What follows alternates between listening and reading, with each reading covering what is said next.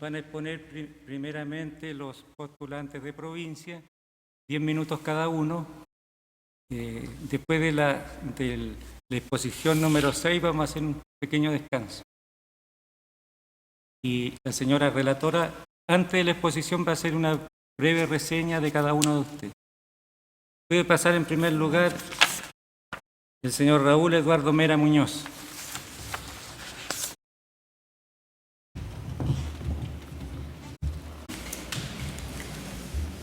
Sí, señora relatora. Gracias, señor. Señoría, don Raúl Mera Muñoz, ministro de la Corte de Apelaciones de Valparaíso, es abogado de la Universidad de Chile, sede de Valparaíso, premio al mejor egresado de la promoción. Ingresó a la carrera judicial en el año 1980 como secretario del Juzgado de Letras de Río Negro, desempeñándose a continuación como secretario del primer Juzgado de Letras de Valdivia, relator de la Corte de Puerto Montt, secretario de la Corte de Apelaciones de Punta Arenas, juez del primer Juzgado de Letras del Trabajo de Iquique, juez del primer Juzgado de Letras de Iquique, fiscal de la Corte de Apelaciones de Antofagasta, siendo nombrado en el año 2000 ministro de la Corte de Apelaciones de Rancagua, tribunal en el que se desempeñó hasta el año 2015, correspondiéndole la presidencia durante los años 2002 y 2014. A continuación fue trasladado al cargo de ministro de la Corte de Apelaciones de Valparaíso, donde se desempeñó como presidente en el año 2016. En docencia, el señor Mera ha desarrollado actividades en la Academia Judicial, en programas de habilitación en Derecho Procesal y se ha desempeñado a sí mismo como tutor entre los años 2001 y 2013. Y también ha ejercido docencia en las universidades Austral de Valdivia, Arturo Prat, Antofagasta y Católica del Norte en Antofagasta, en las cátedras de Introducción al Derecho, Derecho Constitucional, Derecho Penal y Derecho Procesal.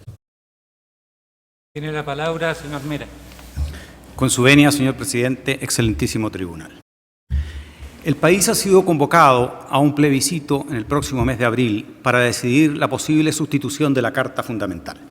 Sea que se apruebe o no esa opción, como las fuerzas políticas que la rechazan han ofrecido reformas a nuestra Carta Magna, no cabe ninguna duda de que se avecinan cambios importantes en materia constitucional y con ellos probablemente también en materia legislativa relevante. Frente a ello, creo que es posible reflexionar y preguntarse qué principio cabe defender a la judicatura, por sobre todo, ante esos cambios que se avecinan. Y me parece que la respuesta no puede ser sino la defensa intransable de la independencia judicial. Independencia, desde luego, que no es, ni puede ser, ni jamás debe ser entendida como una forma de obtener alguna ventaja o granjería para los propios magistrados, y eso es lo que a la ciudadanía debe quedarle claro. La independencia, como bien sabemos todos los presentes, tiene precisamente como objetivo la defensa de la democracia. Sin esa independencia, no la hay, porque quien ostente el poder podrá, desde luego, disponer de sus opositores sin que tenga cómo, si un poder judicial es manejado directamente por el poder político, recurrir, y los ciudadanos mismos no tendrán ante quién reclamar la defensa de sus derechos fundamentales, puesto que ante quien primero debe defenderse esos derechos es ante el propio Estado. Allí donde la independencia judicial falta, en los países en que eso ocurre, se convierte en trágica realidad la frase de Quevedo: donde hay poca justicia, es un peligro tener razón. Pero ¿cómo defender la independencia del Poder Judicial ante una ciudadanía o consiguiendo el concurso de una ciudadanía que se supone que no confía en sus tribunales? Porque se nos ha dicho que no se confía en ninguna de las instituciones y tampoco en nosotros. Yo creo que esa apreciación tiene mucho de falacia. Es verdad que las encuestas con preguntas por lo demás generales, abstractas y que invitan muchas veces a una respuesta intempestiva o hasta visceral, puede arrojar ese resultado. Pero ¿cómo conciliar esa supuesta falta de confianza en la judicatura con, por otro lado, la llamada judicialización de los conflictos? El aumento sostenido y a veces hasta alarmante de las distintas acciones y particularmente de las acciones de defensa constitucional de los derechos fundamentales, las acciones de urgencia, y me refiero desde luego particularmente al recurso de protección. Ese aumento desmedido y que las Cortes desde luego, y esta misma excelentísima Corte Suprema, han tratado de acotar como corresponde, tiene en mi concepto dos vertientes, dos explicaciones o más que explicaciones dos miradas que podemos hacer al respecto, una positiva y la otra preocupante y negativa. La positiva es precisamente que lo que devela ese aumento es la confianza de la ciudadanía en la magistratura. No tiene otra explicación que ese número tan inmenso de ciudadanos recurra a las Cortes en procura de la defensa de sus derechos constitucionales. Y recurren porque saben que somos independientes, no solo del poder político, sino también del económico. De manera que el ciudadano común siente que si el derecho le asiste, puede obtener contra quien fuere, por poderoso que éste sea. Y ciertamente creo que eso debe llenarnos de orgullo. Y por eso es que hay que preservar esa independencia. Y la vertiente o mirada negativa tiene que ver con que en los derechos modernos, esa situación que revela una cierta obsolescencia o insuficiencia de nuestro derecho no ocurre por una razón muy simple. No ocurre porque allí lo que sea el recurso de protección o su equivalente se reserva particularmente y a veces casi exclusivamente para actos de fuerza de los agentes estatales. Pues cuando se trata de resoluciones, actos administrativos arbitrarios o ilegales, se cuenta allí con un procedimiento administrativo no difuminado en 200 procedimientos o 150 procedimientos, como pasa en nuestro país, que hace incluso difícil conocerlos, sino en unos pocos, o quizás uno solo, pero que, además de ser breve, contiene elementos como precautorias, cautelares, orden no innovar, que permiten salvaguardar de inmediato la garantía amagada sin perjuicio del resultado final, por lo demás, como digo, en un procedimiento breve. Y cuando se trata de actos de particulares, existen, y en nuestro derecho también existen, pero ciertamente han quedado completamente obsoletos porque su uso los ha desvirtuado, acciones de urgencia que permiten diversificar los tribunales que conocen y los procedimientos que se ocupan de ellos. Es lo que pasa, o debiera pasar entre nosotros, por ejemplo, con las querellas posesorias, pero que su uso las ha transformado en verdaderos juicios ordinarios. A mí me parece que eso se puede corregir, puesto que si se ha logrado en los procedimientos orales que no se dilaten excesivamente ni con recursos ni con incidencias que no tienen otro objetivo que demorar, no tendría por qué no poder hacerse lo mismo con los procedimientos escritos en tanto estos existan. Pero si se repara en ello, esa dificultad, esa deficiencia es legislativa, no es atribuible al Poder Judicial. Desde luego que es imposible evitar que siga siendo preferido el recurso de protección y que el propio constituyente diga que el recurso procederá sin perjuicio de otras acciones y no, salvo que no haya otras acciones lo suficientemente eficaces y rápidas, si la situación entre nosotros es la que es. Y desde luego que parece muy inconsulta y extraña una solución que alguien ha propuesto o pensado de sustituir la sede del recurso de protección, lo que desde luego en primer lugar lo sacaría de sus tribunales naturales y en segundo lugar no constituye ninguna solución, porque naturalmente si hay una sobrecarga excesiva, una cantidad excesiva de recursos de protección, lo mismo será en un tribunal que en otro. Y además solo se perderá el que deba conocer de ellos quien está encargado de resolver los conflictos individuales, es decir, la Judicatura Ordinaria, particularmente en este caso, las Cortes de Apelaciones y la Corte Suprema. Así pues, me parece a mí que pudiendo comprender la ciudadanía que es la independencia judicial la que permite que se defiendan sus derechos en definitiva, y pudiendo aprovechar la circunstancia actual de reformas más o menos inminentes para insistir en lo que yo sé que esta Corte Suprema ya ha dicho en cuanto a la diversificación de esos procedimientos y en cuanto a la reafirmación de la independencia, se pueda nuevamente reflexionar sobre ello e insistir en ello.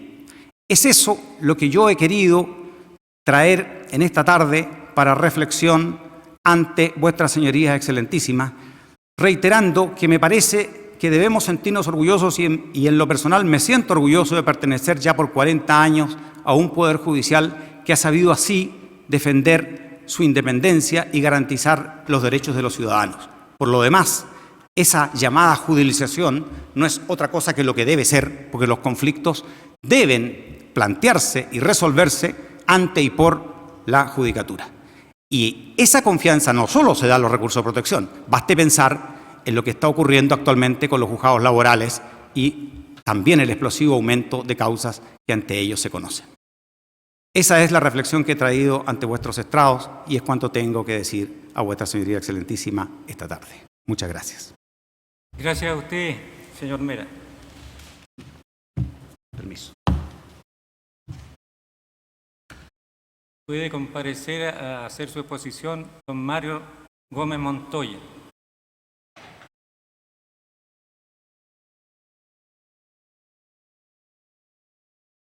Don Álvaro Mesa Latorre.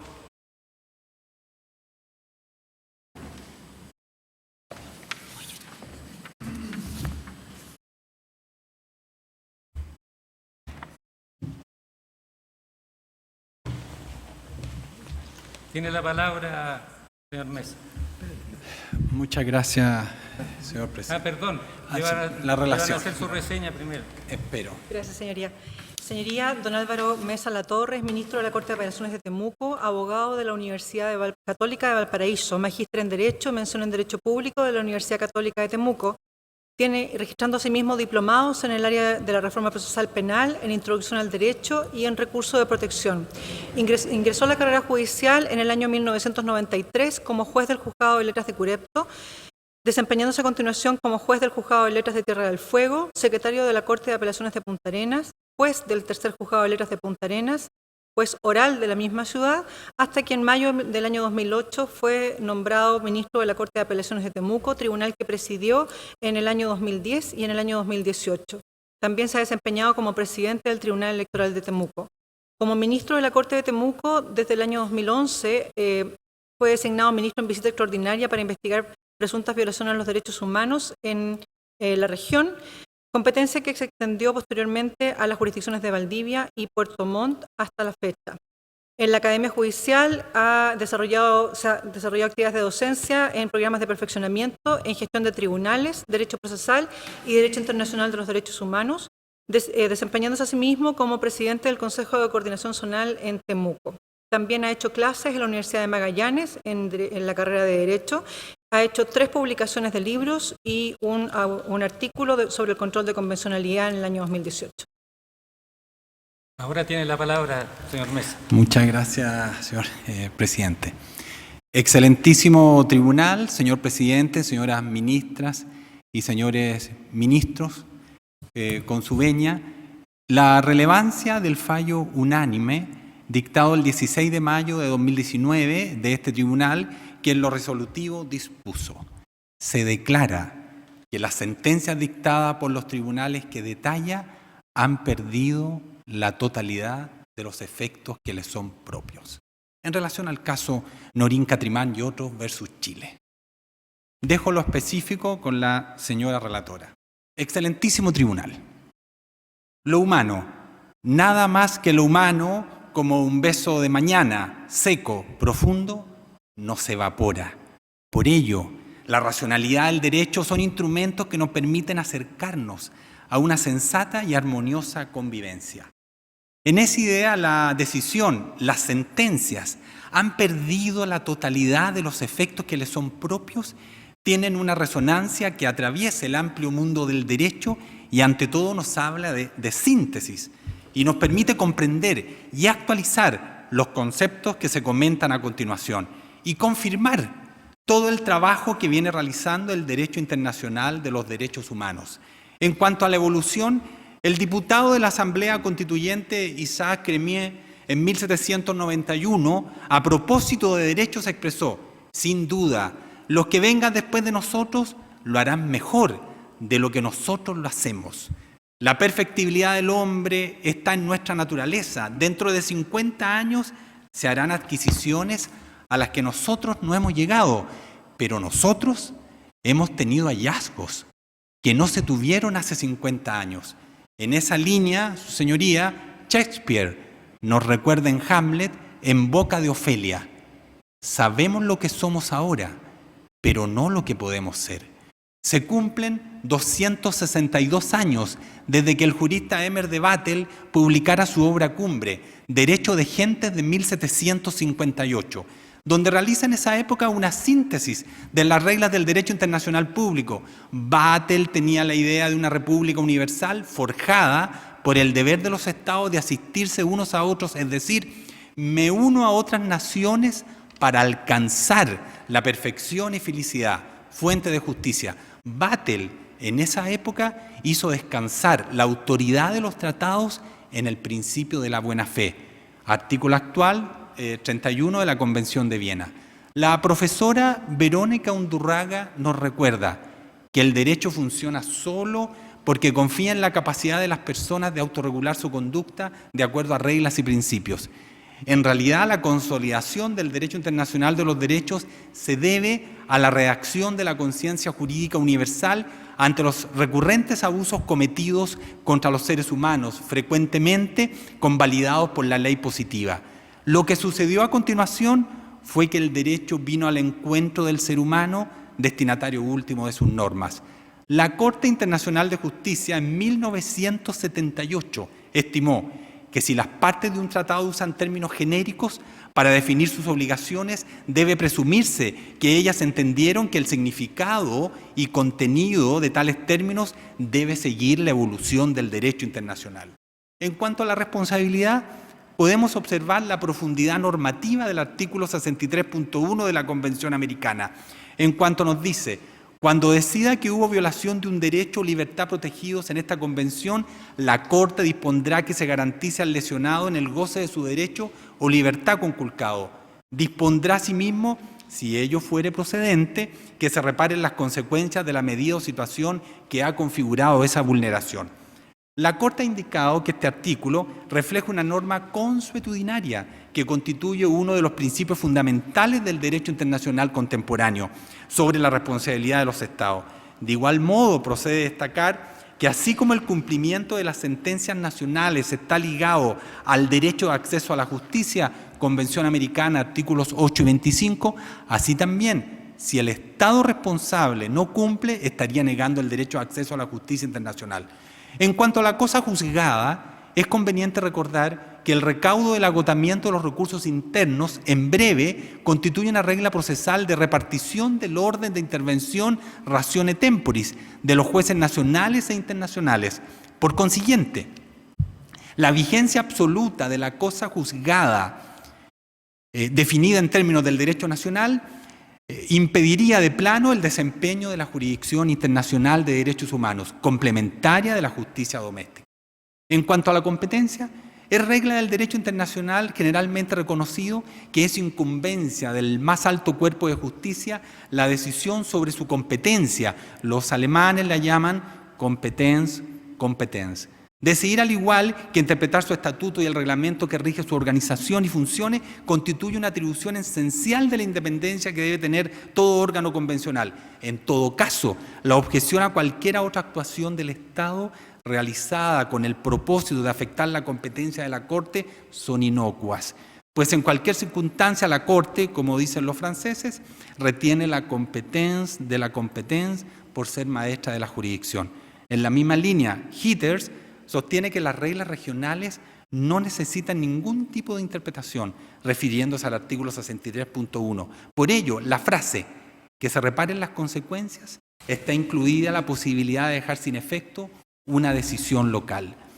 En cuanto al orden interno, Cansado destaca la irrelevancia de las alegaciones del orden interno de los países nacionales. Recuerda la Convención de Viena, artículo 27, que prohíben dichas alegaciones, y estas dificultades de orden interno son un simple hecho y no eximen a los Estados. En 1923, la Corte de Justicia Internacional manifestó que un Estado no puede alegar ni siquiera su propia Constitución con vistas a evadir las obligaciones que le corresponden. Eso es lo que ha seguido la Corte Interamericana.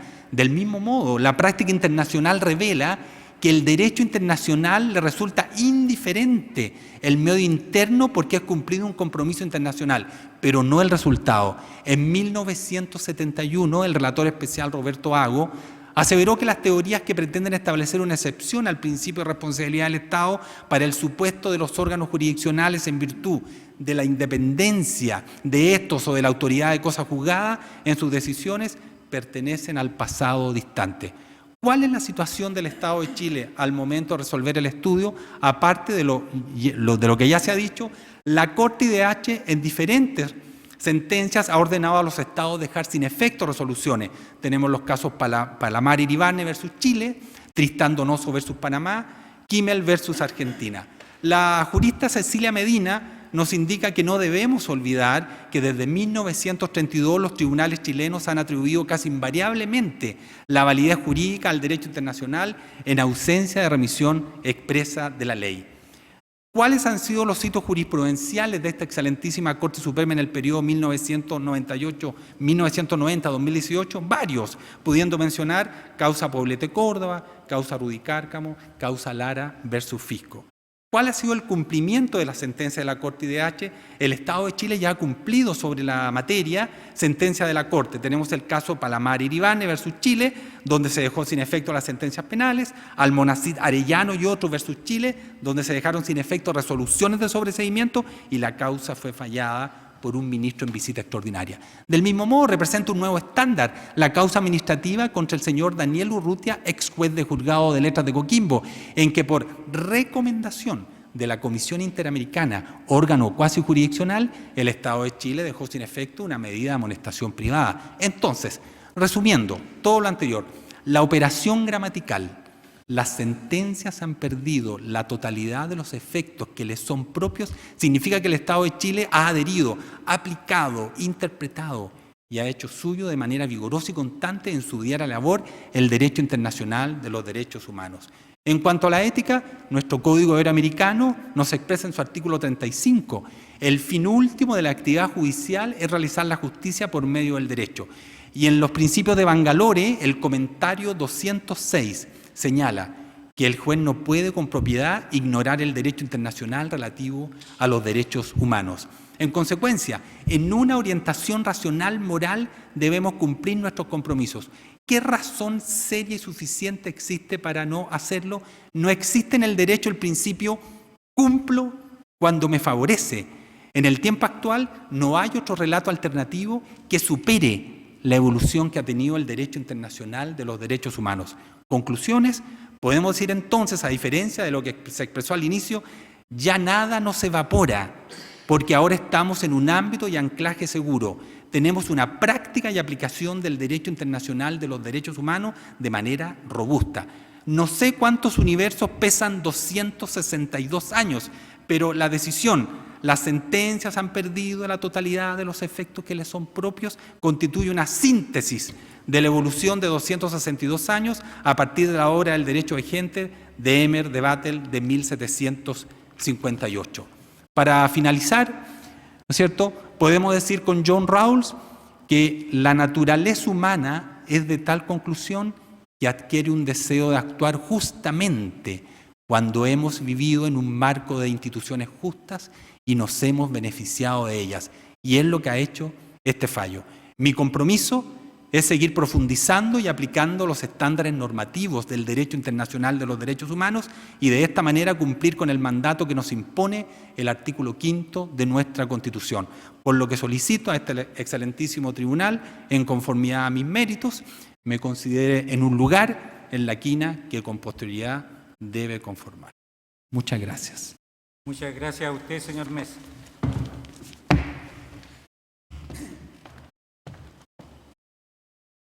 Puede comparecer a hacer su exposición don Hernán González García.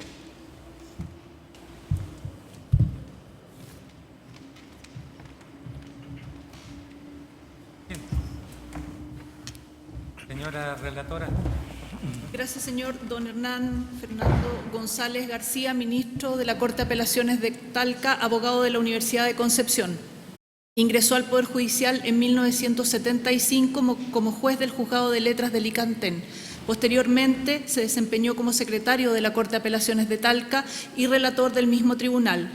Fue designado como juez del cuarto Juzgado de Letras de esa ciudad para posteriormente, en el año 1993, ejercer como ministro de la Corte de Apelaciones de Talca, tribunal del que ha desempeñado la presidencia en los años 1995, 2006, 2011 y 2019.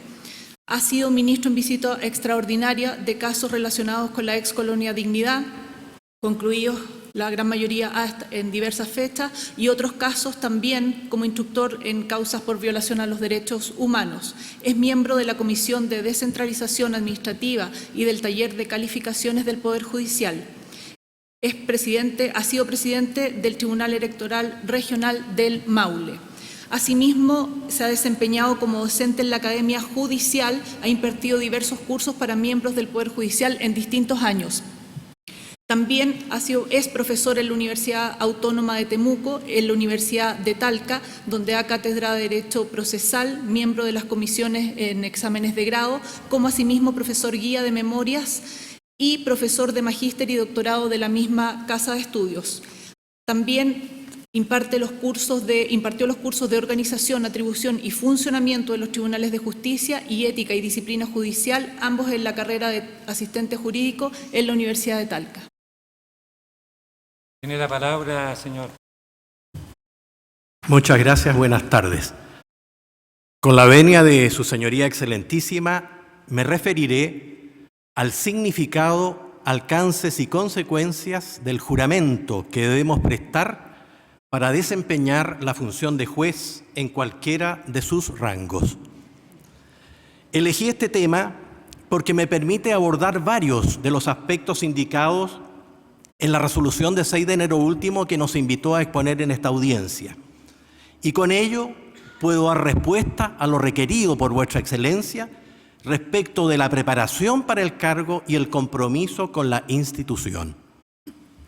En efecto, el juramento establecido en el artículo 304 del Código Orgánico de Tribunales constituye un deber de carácter legal.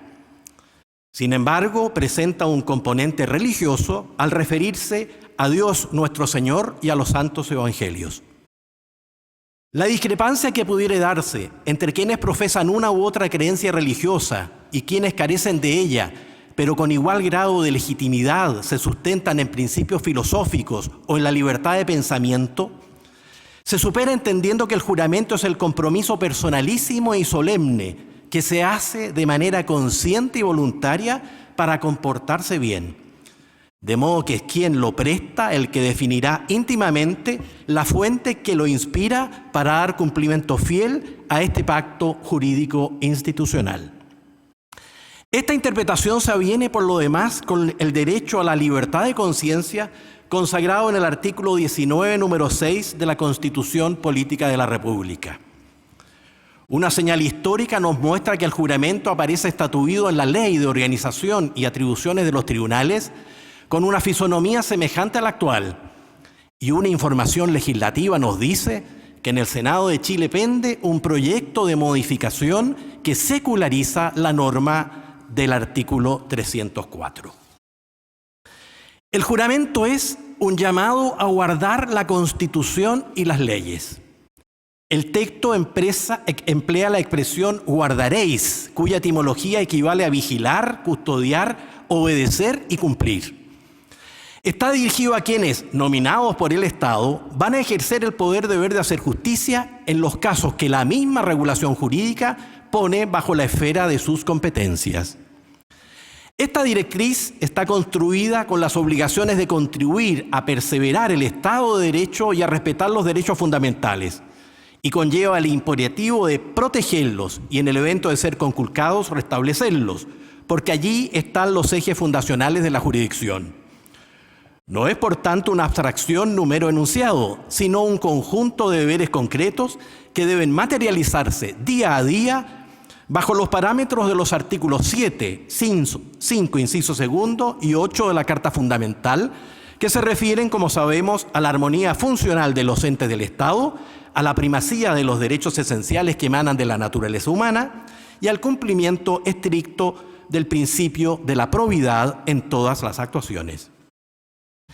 El ejercicio de este ministerio exige dar vida y vigor permanente y sin excusas a los dictados universales de la judicatura, a las vigas maestras, que son la independencia externa e interna del juez, caracterizada por la autonomía decisoria, exenta de influjos, basada solo en el mérito de los antecedentes y en la interpretación adecuada de la ley.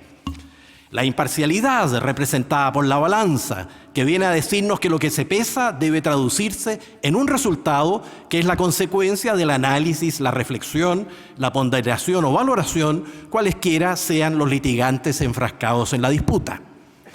La inmediación, concebida como la postura directa del juez ante las partes que exponen y las probanzas que rinden.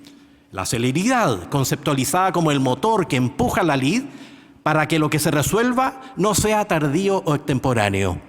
Y la probidad, fuente de todos los marcos del buen comportamiento, el que debe ser además transparente y fundamentado.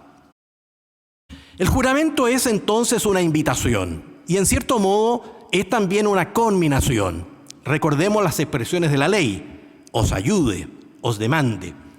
Porque el cumplimiento de las condiciones de juez permite construir una justicia sana y accesible, que además debe ser entendible, y hace de su ejecutor un buen funcionario, quien merecerá tener buenas calificaciones y podrá reunir los bonos adecuados para ascender en la carrera. En cambio, si no lo practica, decaerá en el concierto judicial, quedará expuesto a sanciones disciplinarias y habrá incumplido el deber primigenio que le impone el cargo, que es el de zanjar los problemas de otros con arreglo a las virtudes señaladas y el aliento del principio de la inexcusabilidad. Como se trata de un compromiso, cobran relevancia las obligaciones que pesan sobre los jueces y el estatuto que regula su responsabilidad, dentro de lo cual deben asimilarse deberes, inhabilidades, prohibiciones, incompatibilidades. Debe entenderse cuáles son las conductas reprochables o anómalas, las faltas de palabra por escrito de obra, las irregularidades en la conducta moral, conforme con los dictados de los códigos y autoacordados que nos rigen. Además de lo anterior, para llevar adelante un desempeño adecuado, en cuya concreción tampoco deben desdeñarse las reglas habituales de urbanidad y buenas maneras, debemos conocer las áreas de competencias, los procedimientos que deben aplicarse y las exigencias sobre las cuales deben adoptarse las decisiones, lo que queda comprendido en la noción archiconocida del debido proceso, que para estos fines constituye una fuente genérica. ¿Cuáles son, por tanto, los deberes centrales que cada juez debe cumplir al ejercer su función? El juez que se aboca a lo civil debe dirigir el desarrollo del juicio desde el comienzo y no soltar la rienda de la tramitación, pues ello le permitirá, en su calidad de garante, evitar la nulidad de los actos de procedimiento, le facilitará la comprensión de la litis y llegará de mejor forma a la conclusión que debe estampar en la sentencia. Un vistazo a lo penal llama a conciliar las bases elementales del juicio previo y única persecución con la del juez natural, el principio de inocencia, la regla de la duda razonable, con el imperativo ineludible de proteger a las víctimas. Situados en la esfera de los procedimientos del trabajo, el deber pasa por proteger la dignidad de la persona, sancionar los acosos, erradicar los actos de discriminación y dar trato equivalente cualquiera sea la raza, edad, sexo, religión, etc. Y en lo concerniente a las causas de familia, no cabe duda alguna que hoy por hoy debe primar el interés superior de niños, niñas y adolescentes y la opción de ser oídos de acuerdo con su desarrollo progresivo en una sede en la que debe alentarse la colaboración para mitigar las confrontaciones. Todo lo anterior debe darse dentro del respeto de los derechos procesales y de fondo de todas las partes engarzadas en la disputa, con cuya afirmación volvemos al punto de partida, cuál es la obligación de hacer del debido proceso una realidad en todos los frentes. Como en ello está implícita la posibilidad de ejercer la función conservadora, esta vuelta al inicio resulta ser sustancial, pues lleva a hacer justicia. Sin embargo, el ciclo exige que haya una doble instancia o al menos un arbitrio procesal que permita revisar las determinaciones primeras como garantía superior del buen obrar. Finalmente, en este punto, es preciso que la facultad de imperio no sea una meta lejana o inalcanzable, sino la herramienta eficaz para la cual está establecida. Como todas estas materias llegan a formar parte del bagaje cognitivo de las Cortes, como muchos otros asuntos, por cierto, pues la dinámica judicial no se agota en estas 4 áreas, los principios que he mencionado no deben soslayarse como puntos de partida. Tampoco deben pasarse por alto como puntos de llegada, pues deben nutrir necesariamente las decisiones para permitir crear jurisprudencia. Detrás de cada juez hay una persona. Esto es de perogrullo. Cada persona como ser único está constituida por fuerzas y debilidades, más las circunstancias que las rodean y aquellas que la forjaron. Por ello, permítanme en 2 líneas agregar algunos datos personalísimos.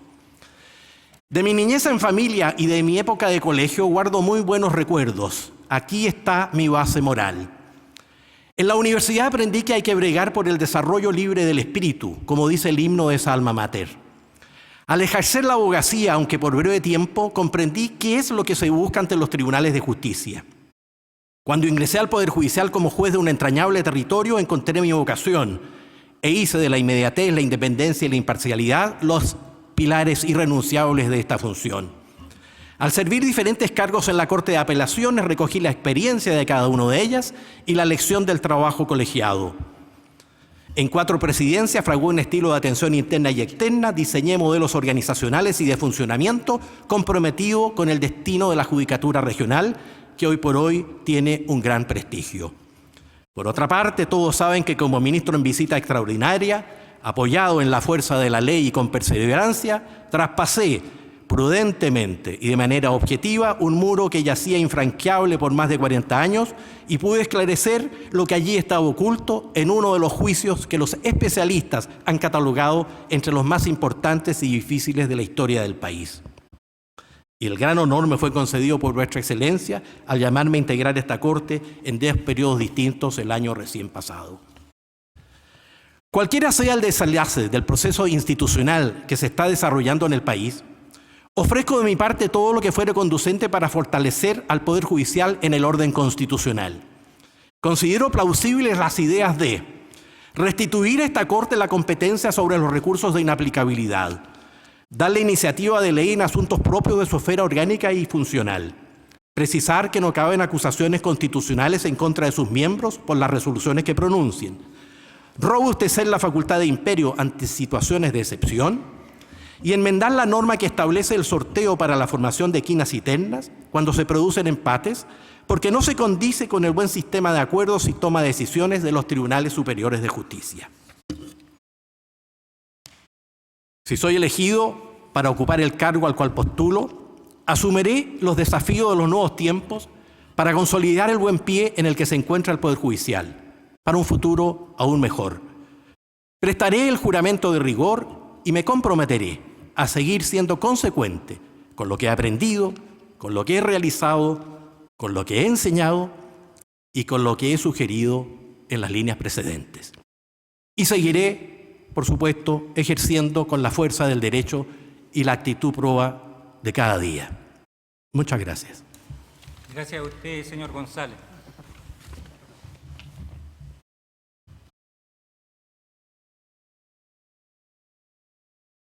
Puede comparecer a hacer su exposición don Jaime Arancibia Pinto.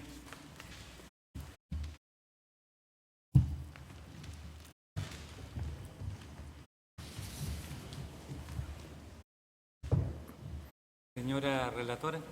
Gracias, señor.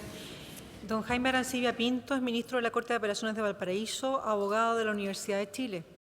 Ingresó al Poder Judicial como oficial segundo en el Juzgado del Trabajo de Viña del Mar en el año 1977, ingresando al escalafón primario como secretario del primer Juzgado de Letras de Copiapó en el año 1986. A partir de esa fecha ha desempeñado los cargos de relator de la Corte de esa ciudad, juez del primer Juzgado de Letras de San Felipe, juez del segundo Juzgado de Letras de Iquique, ministro de la Corte de Apelaciones de Copiapó, siendo designado en el año 2005 ministro de la Corte de Apelaciones de Valparaíso, tribunal que presidió durante el año 2013. Asimismo, a partir del año 2014, se ha desempeñado como ministro en visita extraordinaria en causas de derechos humanos correspondientes a la Quinta Región, cargo que asimismo desempeña con dedicación exclusiva a partir del año 2019. También se ha desempeñado como presidente del Consejo de Coordinación Zonal de la Corporación Administrativa del Poder Judicial en el año 2013 y ha desarrollado actividades de docencia en la Academia Judicial en cursos de perfeccionamiento en materia procesal penal entre los años 2000 y 2013. Asimismo, él expresa en su currículum que ha realizado cursos de perfeccionamiento en la Escuela de la Magistratura en Francia, en la Escuela Judicial de España en los años 1992, 2007 y 2011, y asimismo ha asistido a cursos en Costa Rica, Perú, Bolivia, Brasil, Guatemala, México, Cuba, Argentina y Colombia. También se ha desempeñado en el ámbito gremial como presidente de la Asociación Regional de Magistrados de Iquique, en el año 2002, director nacional de la Asociación Nacional de Magistrados en el año 2003 y ha desempeñado los cargos de secretario de actas en diversos periodos y asimismo el de tesorero, el último en el año 2010. Muchas gracias, señora relatora. Puede hacer su exposición, señora Arancibia. Muchas gracias. Con la venia del señor presidente y del excelentísimo tribunal, vengo a intervenir en el marco de este proceso de postulación para el cargo de ministro de la Corte Suprema de Justicia, solicitando se me asigne, si lo tiene a bien, un lugar en la quina que se formará al efecto. En esta oportunidad, quisiera referirme a dos aspectos que estimo son relevantes en la hora presente. En primer lugar, en cuanto a los principios que orientan al Poder Judicial en su quehacer básico y fundamental, abordaré algunos temas que estimo son importantes y trascendentes, cuáles son la transparencia y la modernidad en cuanto aparecen como parámetros reales y efectivos que están presentes en esta etapa de convulsiones en las que estamos inmersos. Y en segundo término, y a propósito de lo mismo, si respecto a esas dimensiones el Poder Judicial, por las razones que se dirán, puede realizar una labor que permita posicionarlo de mejor forma ante los desafíos que enfrenta en la actualidad. En cuanto a lo primero, transparencia y modernidad, cabe recordar que estos aspectos han sido fundamentales en la preocupación manifestada por el excelentísimo tribunal en esta materia desde hace varios años, dictándose el 17 de junio del 2014 un auto acordado en donde, dentro de los principios básicos que informan el quehacer del Poder Judicial, aparece la transparencia en primerísimo lugar. Producto de lo anterior, se ha creado la Comisión de Transparencia y Acceso a la Información del Poder Judicial, que precisamente es el órgano dentro de la Corte Suprema que promueve este principio básico y que ha llevado adelante con las acciones que ha estimado pertinentes en su momento. Producto de lo anterior, y solo a modo de ejemplo, podemos destacar algunas herramientas sumamente importantes y atinentes que se han implementado, como son la existencia de una agenda pública en donde se incorporan las actividades de capacitación, docencia, gremial, entrevistas, comisiones de servicio, reuniones de trabajo o coordinación que los diversos órganos del Poder Judicial deben realizar en aras a dar a conocer su efectivo y real quehacer de cara a la comunidad. Lo anterior se complementa con las materias que deben agregarse en la página web del Poder Judicial, precisamente en el vínculo de la transparencia y en la entrega de antecedentes a la Dirección de Comunicaciones.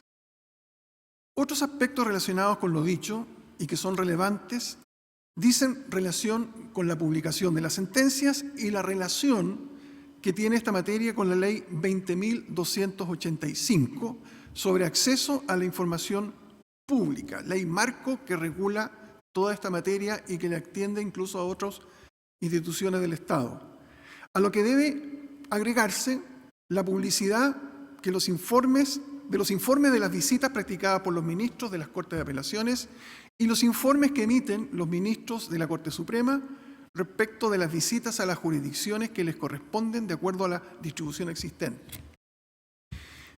Otras medidas relacionadas con lo señalado son la publicación de las declaraciones de patrimonio y de intereses que exige el Código Orgánico de Tribunales a todos los funcionarios que deben hacerlo, lo que también apunta a cumplir con los estándares de probidad que estos funcionarios deben practicar.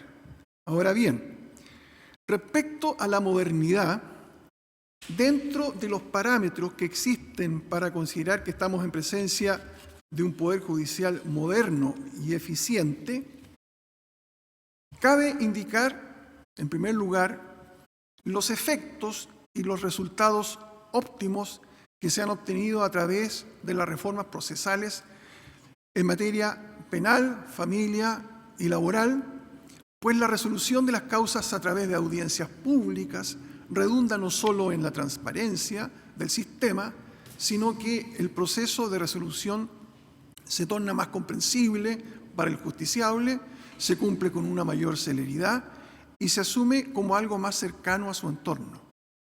Es por estas razones que también resultaría deseable que estas reformas procesales puedan extenderse a las materias civiles, pues es difícil concebir una estructura procedimental diferente en un mismo país y también es un aspecto que importaría una mejor aplicación de justicia.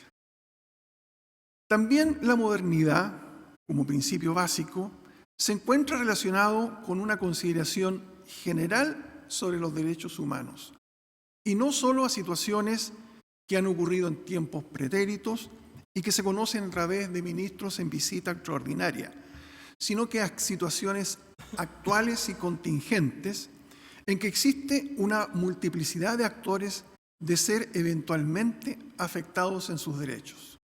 Por último, en este punto, cabe agregar como motivo de preocupación preferente lo que dice en relación con el género. Esta materia de gran actualidad ha tenido recientemente algunos hitos importantes en materia legislativa y en el Congreso, pero interesa destacar en este punto lo que ha hecho la Corte Suprema al respecto. Y es así que el 5 de febrero del 2018 se aprueba la política de igualdad de género y no discriminación, dentro de la preocupación propia de la Secretaría de Igualdad de Género y No Discriminación. Todo lo anterior demuestra entonces que la Corte Suprema ha asumido con responsabilidad y dedicación hace ya varios años estos desafíos que implican una preocupación efectiva y constante en temas de transparencia y modernidad, y lo que es más importante, que dichos parámetros y directrices se han extendido al resto del Poder Judicial. Señalado lo anterior, abordo el segundo punto, en el sentido de que la pregunta y pertinente reflexión, a mi juicio, consiste en establecer si esas herramientas esbozadas precedentemente, si esta preocupación por los principios que se han desarrollado, si este quehacer del Poder Judicial en tales materias es suficiente para abordar con relativo éxito las exigencias que se avisoran en el futuro. Por otro lado, también es verdad que la función judicial, atendida a su especial naturaleza de discernir con argumentos jurídicos determinados conflictos de ese orden, no podrá satisfacer íntegramente las pretensiones de todos los intervinientes. Ello implica que permanentemente existirán críticas a nuestro quehacer. Es por ello que, atendida la calidad de garante del Poder Judicial en un Estado de Derecho en forma, es necesario, a mi juicio, que el Poder Judicial reaccione propositivamente a los desafíos que se avecinan. Por de pronto, y también haciéndome cargo de una dificultad histórica de falta de comunicación o de una comunicación insuficiente o parcial que ha tenido este poder del Estado en poder mostrar tanto el producto de su trabajo como el proceso de elaboración de dicho producto, es que se hace necesaria una mayor publicidad y divulgación de nuestro quehacer, partiendo por dar a conocer los esfuerzos que se han manifestado en los temas de transparencia y modernidad a que he hecho referencia. En concreto, y a modo de conclusión, estimo que en las materias que ya se han señalado, se ha efectuado un trabajo dedicado y eficiente. Sin embargo, lo que podría significar un mejoramiento del servicio judicial apunta, a nuestro entender, a optimizar las herramientas existentes para concretar los propósitos de transparencia y modernidad que ya se han señalado y además para escuchar de otros actores otras ideas o concepciones que apunten a un mismo objetivo, Esto es cumplir con la misión reconocida del Poder Judicial. ¿Cuál es? Abro comillas, solucionar los asuntos de su competencia de manera clara, oportuna y efectiva, con plena vigencia de todos los derechos de todas las personas, contribuyendo así a la paz social y fortalecimiento de la democracia. Cierre de comillas. Acta número 88/2014 de la Corte Suprema. Muchas gracias. Gracias a usted, señor Arancibia.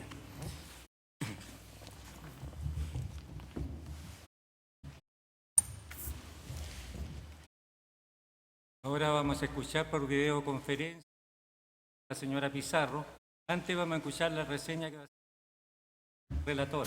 Después le damos la palabra a la señora Pizarro. La ministra de la Corte de Apelaciones de San Miguel, señora Pizarro, es abogado de la Universidad Católica de Chile y magíster en Derecho Procesal Civil. Ingresó al Poder Judicial como secretaria del 30º Juzgado del Crimen de esta ciudad en el año 1995. Posteriormente fue relatora de la Corte de Apelaciones de Santiago, luego jueza del 25º Juzgado Civil de esta ciudad y relatora de este tribunal. En el año 2010 fue nombrada ministra de la Corte de Apelaciones de San Miguel, ejerciendo su presidencia en el año 2017. Se ha desempeñado asimismo de manera simultánea en labores de ministra del Tribunal de Alzada reseñado y también como ministra en visita extraordinaria en causas por infracción a la Ley General de Urbanismo y Construcción y causas por violación a los derechos humanos. Es integrante de la Comisión de Género, No Discriminación e Igualdad de la Corte de Apelaciones de San Miguel, de la Comisión de Estudios, Biblioteca y Base Jurisprudencial de dicho Tribunal de Alzada y una de las ministras designadas por esta Corte como coordinadora de política de género. En los últimos años, asimismo, ha sido representante del estamento de ministros, relatores y jueces en el Consejo Superior de la Corporación Administrativa del Poder Judicial y del estamento de ministros ante la Comisión Precalificadora de esta Corte Suprema. En la Academia Judicial se ha desempeñado como docente en distintos programas de formación y habilitación, como asimismo tutora. Por último, en lo relativo a la actividad docente, destaca que ha ejercido como en las universidades privadas dictando cátedras de Derecho Procesal Civil, grado y magíster, como también en la Academia Judicial y el Instituto de Estudios Judiciales. Gracias, señora relatora. Tiene la palabra la señora Pizarro. ¿Se escucha bien? ¿Se escucha? ¿Se escucha bien? No, nosotros no la escuchamos. No se escucha. ¿Por qué no? ¿Por qué no? Momentito, momento.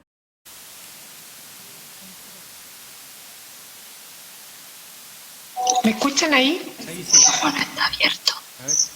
¿Sí? No, no está abierto. Puede hablar. No se escucha. No se escucha. No. Buenas tardes. ¿Ahí se escucha? Sí. Ahí sí. ¿Sí? Bien. Con la venia del señor presidente y agradeciendo la oportunidad de exponer en esta audiencia en forma inédita por videoconferencia desde el extranjero, doy inicio a una breve exposición. A propósito de la conmemoración del Día de la Mujer, como es, creo, el momento de plantear que exista paridad en la más alta magistratura del Poder Judicial. La paridad de género, entiendo, viene a ser un imperativo en orden a concretar la igualdad, derecho protegido por nuestro ordenamiento. Entonces, considero la paridad no como una aspiración, sino más bien como una obligación. En el concurso anterior postulamos 4 mujeres y 13 varones. Todos cumplíamos con los requisitos que exige nuestra legislación, pero se formó una cinquena solo de varones. ¿Será hora de formar una cinquena solo de mujeres? ¿O por lo menos considerar cupos para alguna de las mujeres? Esa es mi invitación. En lo que me concierne, La motivación para postular a este cargo es mi vocación de servicio.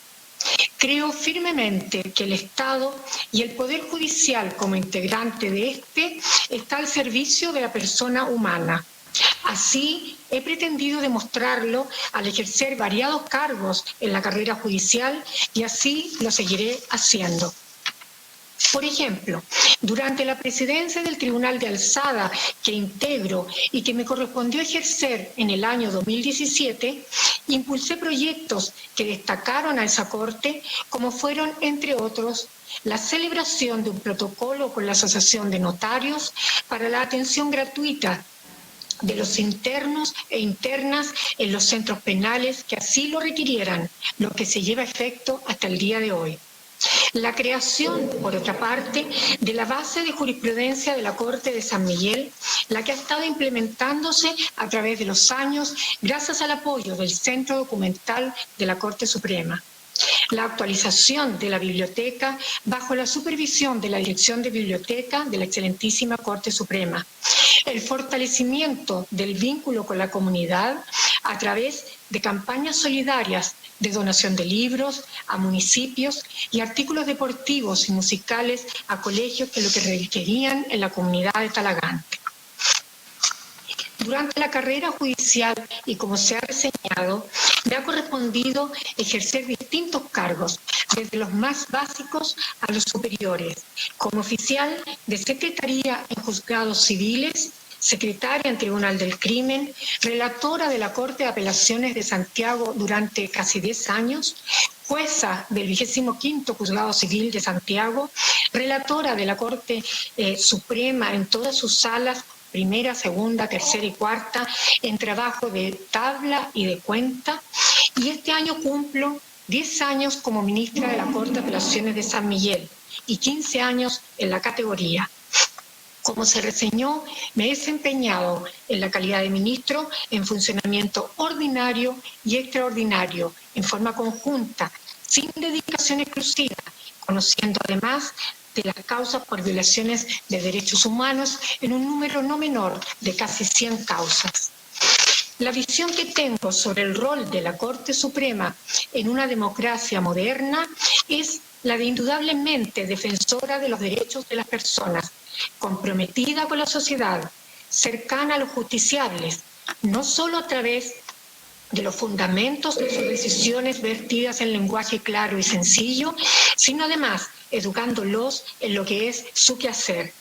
Por cierto, promotora de la igualdad de género y no discriminación, preocupada de la paridad en los nombramientos. Por último, debo señalar que ejerzo un liderazgo colaborativo, sé trabajar en equipo y creo en un sistema de justicia moderno que garantice, por sobre todas las cosas, su accesibilidad. Finalizo invitando a todos a pensar en el tema de la paridad y avanzar en el liderazgo que ese excelentísimo tribunal ha demostrado en esta materia de género a través de la Secretaría Técnica liderada por la ministra señora Andrea Muñoz, que merece todo mi respeto y mi reconocimiento. A todos, un cordial saludo desde estas tierras lejanas y éxito a todos los postulantes. Muchas gracias. Gracias, señora Pizarro.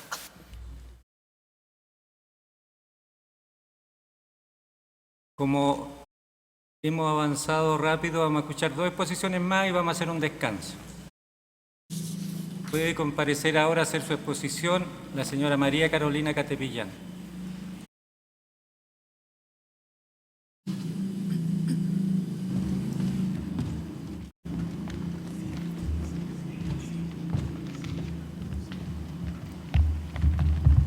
La reseña, señora relatora, por favor. Gracias, señor. Doña María Carolina Catepillán Lobos es ministra de la Corte de Apelaciones de San Miguel, abogada de la Universidad de Chile. Ingresó al Poder Judicial en el año 1990 como relatora de la Corte de Santiago, desempeñándose a continuación como juez del 17º Juzgado Civil y como relatora de la Corte Suprema. Asumió como ministro de la Corte de Apelaciones de San Miguel en enero del año 2010, desempeñándose como presidenta de ese tribunal en el año 2013. En su currículum, señoría, consta que ha cursado postítulos en Derechos Humanos y en Recurso de Protección, y también tiene estudios de maestría en Derecho Procesal Civil de la Universidad Nacional del Rosario, Argentina. Ha desarrollado actividades docentes en la Academia Judicial, en cursos de habilitación en materia procesal penal y es tutora de la referida institución desde el año 2011. También desde julio del año 2016 se desempeña como profesora de Derecho Procesal de la Universidad Alberto Hurtado y en el año 2013 sirvió la función de presidenta del Consejo de Coordinación Zonal de San Miguel. Eso es. Tiene la palabra, señora ministra. Buenas tardes, excelentísimas señorías. Constituye un honor encontrarme ante vuestra presencia. Todos se preguntan en Chile cuál es el rol que debe asumir esta Corte Suprema y cada uno de los jueces hoy en día, sobre todo frente a los últimos acontecimientos acaecidos desde octubre pasado, lo que genera una multiplicidad de variadas expectativas. Pues bien, a diferencia de los órganos políticos que se encuentran habilitados a seguir procedimientos para cambiar el derecho de acuerdo a sus convicciones políticas y otras valoraciones, nosotros los jueces no podemos hacerlo, por cuanto debemos estar siempre subordinados al derecho, inhibidos de cambiarlo incluso cuando la regla que corresponde aplicar no nos gusta. En efecto, como jueces no somos representantes de la voluntad popular que nos habilite para crear normas, salvo excepcionalmente en el caso de los vacíos legales. De ahí que pensar lo contrario solo lleva a confundir a la discusión pública en circunstancias que en la administración de justicia solo deberían existir certezas. Conviene traer a colación que en nuestros modos de interactuar con los demás y por consiguiente nuestro bienestar como comunidad depende fundamentalmente de la confianza. Esta confianza surge con mayor facilidad en casos de relaciones interpersonales, cara a cara, donde lo que está en juego se encuentra acotado y existen mecanismos informales en el caso que la confianza es defraudada. Pero en interacciones que son más impersonales o en aquellas en que está en juego asuntos importantes, la experiencia muestra que la confianza es mucho más difícil de lograr. Para esta situación, nuestra civilización ha encontrado un modo más eficaz y de mayor alcance que no requiere de una interacción individual o de cara a cara, y este mecanismo es el derecho, que se vuelve así en un sustituto de la confianza, y en virtud de ello se convierte en la base que hace posible la sociedad. Pero aparte de ello, puede ser además un cimentador de expectativas, un instrumento de cambio, puesto que entre otros aspectos permite modificar reglas de la sociedad, adaptándose a nuevos desafíos, lo que a su vez permite que la sociedad aumente su fe en el derecho y en el Poder Judicial chileno. Y por ello aumente la confianza que todos podemos tener en los demás, para que en definitiva la comunidad política haga lo necesario para que los que están peor mejoren, según trata la famosa regla de maximin o maximum minimorum de John Rawls. Entonces, ¿cómo el derecho y los jueces podemos contribuir para que nuestro país esté mejor y logre un desarrollo equitativo y sustentable? Ello partiendo de la base que estamos conscientes que cargamos con un compromiso de responsabilidad institucional en el desempeño común de nuestras tareas, que consiste en contribuir en el desarrollo de nuestro país. Concretamente, pensamos que se puede alcanzar en la medida que cumplamos con una condición fundamental. ¿Cuál es? La condición de independencia del Poder Judicial y la imparcialidad de sus jueces.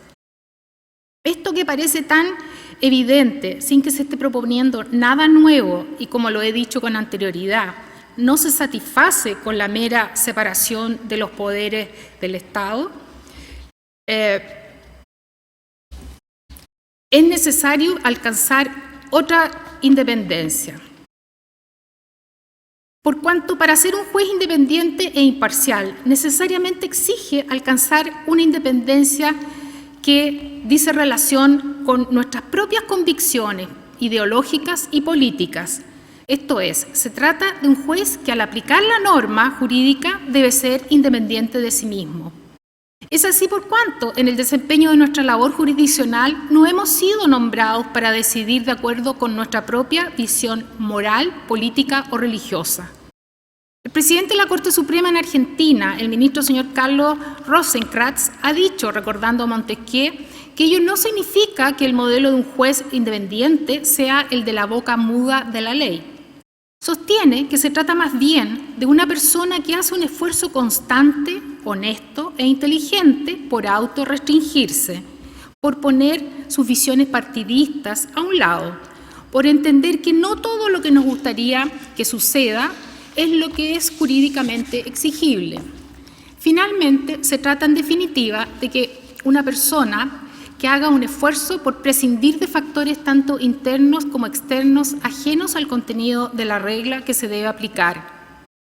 Todo ello frente a desacuerdos profundos entre ciudadanos con visiones morales, religiosas o políticas diversas. ¿Por qué? Porque esos desacuerdos ya han sido previamente resueltos mediante la ley votada democráticamente. La imparcialidad en este sentido, que incluye la independencia de uno mismo, es la virtud judicial soberana que nos permite entender cabalmente la función judicial. Esta concepción del juez que se limita a aplicar reglas de la comunidad y no se deja influir por los poderosos ni por sus propias convicciones, que entienda la diferencia que existe entre el derecho y aquello que sería bueno que se hiciera, no presenta en principio mayor dificultad para resolver asuntos que tienen una estructura rígida. En efecto, en este caso, la tarea consiste en arbitrar una disputa entre dos partes, a través de una decisión que no va a afectar a terceros y que toma como un hecho cierto el contexto en que dicho conflicto se presenta. Pero este diseño colapsa frente a muchas situaciones actuales que involucran a múltiples actores, que incluso terceros que no participan en el proceso judicial, pero que son de cualquier forma afectados, y en los que sea cual fuere la decisión tendrá efectos generales o sistémicos, en el sentido que para resolver la disputa, el juez tiene que alterar las condiciones contextuales del conflicto. Entonces resulta que el Poder Judicial puede contribuir a crear reglas para solución a los problemas complejos o multicausales. Pero ¿cuál es el límite?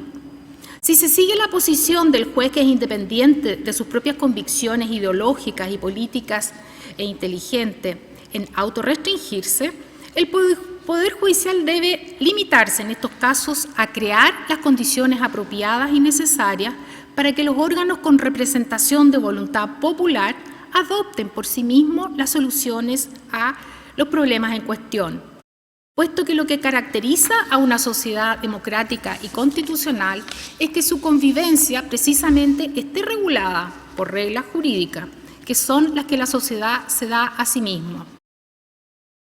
En Chile, todo esto no son enunciaciones teóricas que se manifiestan sin mayor compromiso, porque nosotros entendemos que como jueces somos parte del plan estratégico 2015-2020 del Poder Judicial, que tiene como misión solucionar los asuntos de su competencia de manera clara, oportuna y efectiva, con plena vigencia de todos los derechos de las personas, contribuyendo hacia la paz social y fortalecimiento de la democracia.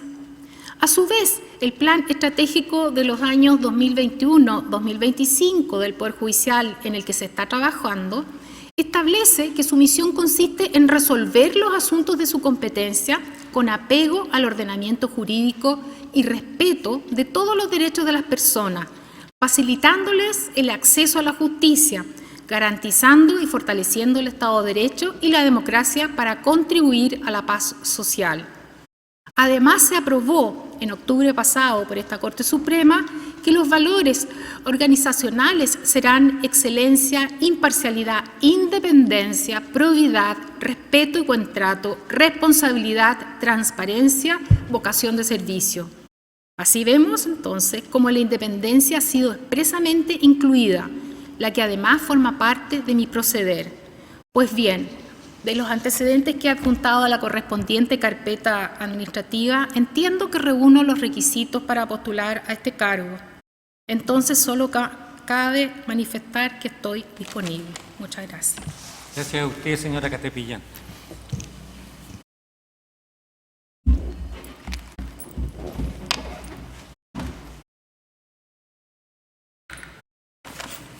Puede pasar a hacer su exposición la señora Jessica González Troncoso.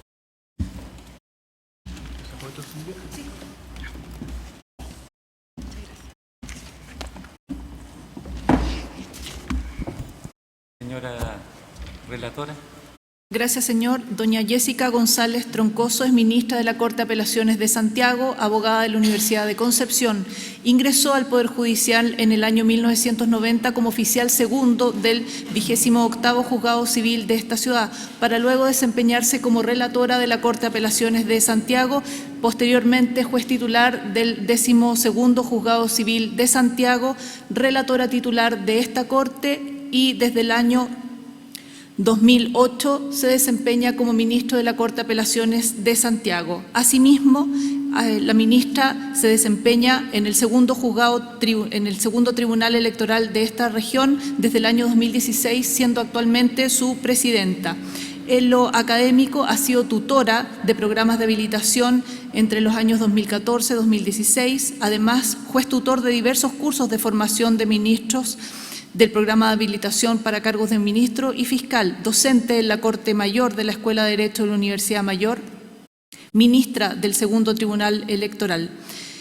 En el curso de perfeccionamiento, actualmente cursa un máster en Derecho de Género, Dimensión Jurídica y Tutela Jurisdiccional de la Universidad de Jaén, España. También tiene los cursos impartidos por la Universidad Católica de Valparaíso, actos administrativos, dogmática e interpretación de derechos fundamentales, derechos del consumidor y demandas colectivas.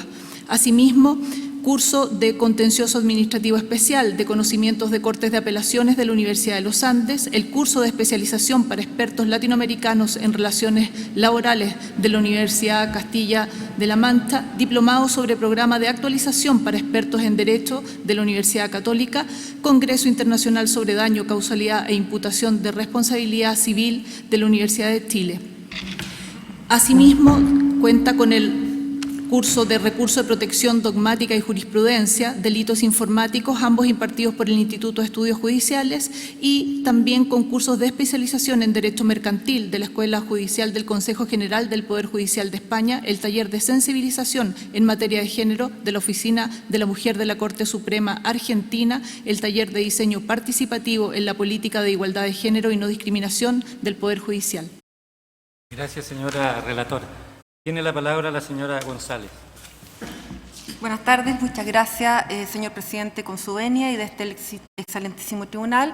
Y en el tiempo que se me ha asignado, primeramente quisiera hacer unas breves reflexiones sobre el derecho de acceso a la justicia como principio y condición esencial de un Estado de Derecho. Este derecho fundamental exige a los Estados garantizar que todos los ciudadanos que así lo requieran puedan recurrir al sistema de justicia a fin de obtener la tutela jurídica de sus intereses a través de una respuesta pronta, completa e imparcial. Pero este derecho de acceso a la justicia también comprende el cumplimiento de las resoluciones judiciales, la perspectiva de género de cada uno de los órganos que integra la Administración de Justicia, la promoción de los derechos y también los mecanismos colaborativos de solución de conflictos. Y en esta materia quisiera hacer referencia a las 100 reglas de Brasilia sobre acceso a la justicia de personas en condiciones de vulnerabilidad. La Cumbre Judicial Iberoamericana ha señalado que el sistema de justicia se debe configurar y se está configurando como un instrumento para la defensa efectiva de los derechos de las personas en condiciones de vulnerabilidad, y que el propio sistema de justicia puede contribuir en forma importante a la reducción de las desigualdades sociales y a la cohesión social. En estas mismas reglas se ha señalado que podrán constituir causas de vulnerabilidad, entre otras, la edad, la discapacidad, la pertenencia a comunidades indígenas y minoría, la victimización, la migración y el desplazamiento interno, la pobreza, el género y la privación de libertad. Pues bien, en la labor jurisdiccional, la sentencia es el elemento tangible del acceso a la justicia y del debido proceso. A través de ella, con un lenguaje claro y la argumentación, los jueces intervenimos en la realidad de las personas, conocemos los hechos, los establecemos, los ponderamos y le atribuimos consecuencias jurídicas.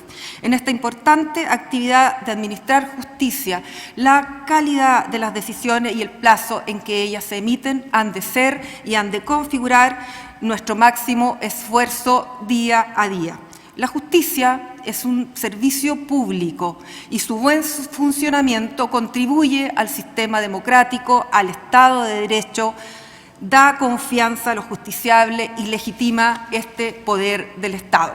Las comentadas reglas reconocen también como un elemento efectivo para el acceso a la justicia la agilidad y prioridad, y se señala que los Estados adoptarán las medidas necesarias para evitar retraso en la tramitación de las causas, garantizando la pronta resolución judicial, así como una ejecución rápida de lo resuelto. El derecho de acceso a la justicia no solo consiste en el derecho de las personas de acceder a un órgano jurisdiccional. En una interpretación extensiva comprende aspectos más amplios que buscan asegurar una respuesta efectiva por parte del sistema judicial en su integridad, garantizando los derechos humanos de las personas y la paz social. Las grandes reformas de los últimos tiempos en nuestro país han tenido por objeto modernizar el sistema de la administración de justicia. Así fue con el sistema procesal penal, con el derecho de familia y sus tribunales y en el ámbito laboral. Y como se dijo ya en esa época, estas modificaciones tenían por objeto y propósito garantizar y acrecentar el acceso a la justicia a sectores tradicionalmente excluidos. El Poder Judicial, por su parte, ha realizado grandes esfuerzos de modernización, entre otros las herramientas tecnológicas para la tramitación de las causas, como mecanismo útil para otorgar una justicia de excelencia más accesible a las personas y siempre a la vanguardia de temas de futuro, como ocurre hoy con la inteligencia artificial. En esta nueva realidad, una mirada desde el prisma de los derechos humanos, de acceso a la justicia, nos obliga a revisar si la respuesta que estamos entregando a los justiciables es eficiente y oportuna. En estos temas es relevante mencionar que las herramientas tecnológicas son claves para la modernización del quehacer del Poder Judicial para contribuir a una justicia más cercana y justa. Sin embargo, los esfuerzos realizados se tornarán insuficientes para el fin buscado si al mismo tiempo no se evalúa íntegramente la política desarrollada e implementada o no se evalúa la correcta oportunidad de la respuesta jurisdiccional que esta nueva forma de trabajo da y entrega a las partes en conflicto. Por cuanto mal podría ser considerado un avance efectivo la tramitación dilatoria o el incumplimiento injustificado y muchas veces abusivo de los plazos legales, por cuanto las normas procesales han de ser usadas precisamente para respetar el debido proceso y los principios que lo conforman. Cabe considerar, en un contexto más amplio, que el concepto de acceso a la justicia pasa además por mayor acercamiento, un mayor conocimiento e información a todas las personas acerca del sistema de justicia. Las instituciones públicas, hoy más que nunca, necesitan legitimación y confianza de la ciudadanía a través de conocer el rol y sentido de ellas en una sociedad democrática.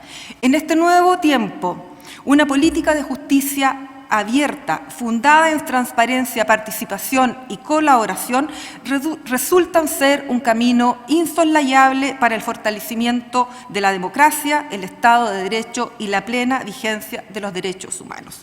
Abrir el Estado y también los poderes a la ciudadanía es hoy un desafío necesario para enfrentar las amenazas que la modalidad histórica del Estado cerrado ha generado en la insatisfacción de las demandas sociales que hoy remecen a nuestro país.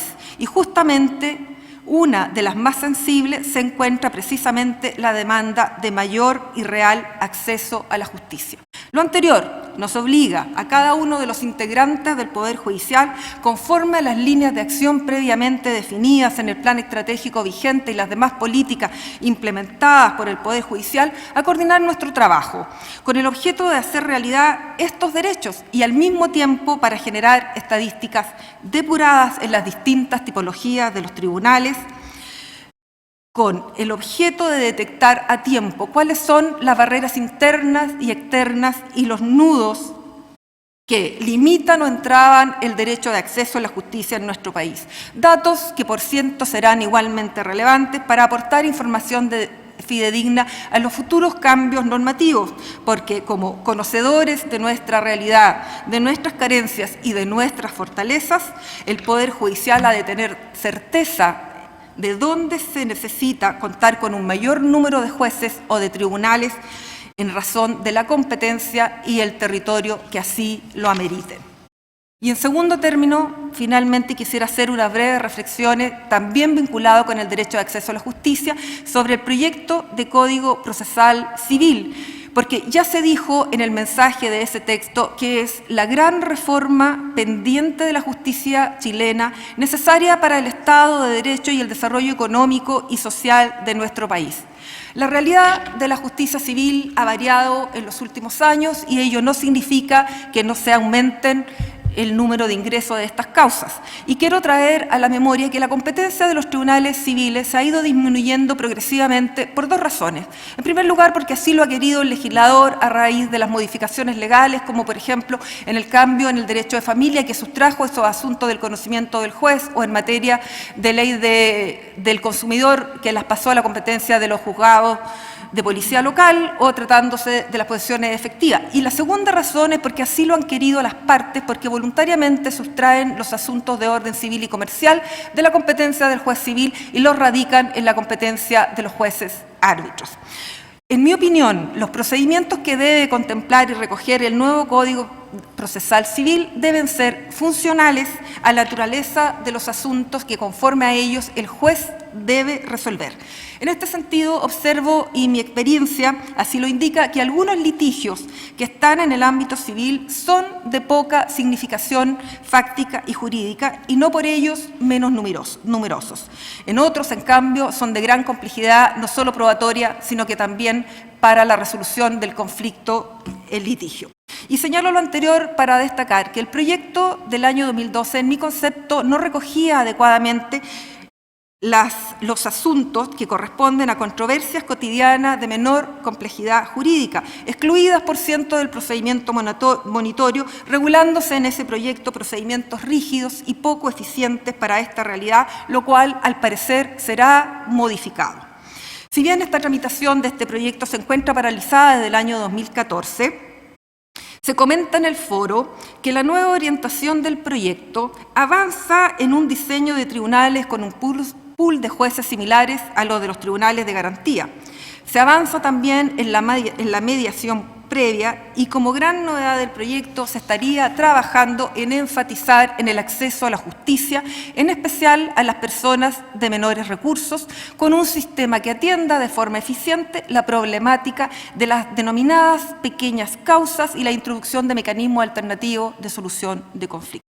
Por otra parte, en esta misma materia parece evidente, y hay que reconocer, que un número importante de causas o de asuntos no ingresan a los tribunales de justicia por defecto en los procedimientos actuales, costo de litigación y tiempo de tramitación de las causas, los que deben incorporarse para favorecer el acceso real a la justicia por parte de los ciudadanos, pues los denominados pequeños conflictos, que no lo son para las personas que están siendo afectadas, al estar excluidos del sistema, provocan en las personas una sensación de injusticia e impunidad y, en definitiva, una profunda insatisfacción y frustración. Sería, en mi opinión, un gran avance que el anteproyecto reconozca en forma expresa las denominadas pequeñas causas para instaurar un procedimiento adecuado que permita arribar a una resolución justa y oportuna. El derecho a juicio no lleva implícito que todos los procedimientos deban ser normativamente iguales.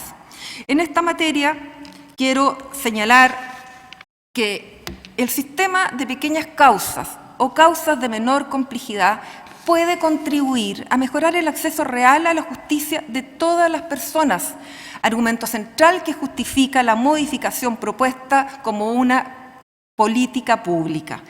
El modelo de pequeñas causas debe formar parte del conjunto de alternativas de tramitación que ha de ofrecer el sistema civil moderno, aplicable a causas en concreto y de acuerdo a un conjunto de criterios que, por cierto, debe definir el legislador. Finalmente, deseo expresar, señor presidente, señoras y señores ministros de este excelentísimo tribunal, que mi compromiso en el Poder Judicial por más de 31 años ha sido siempre contribuir desde el derecho y la gestión a un servicio judicial más oportuno y, por cierto, más justo. Muchas gracias. Gracias, señora ministra. Vamos a hacer un receso de 15 minutos y nos volvemos a juntar aquí.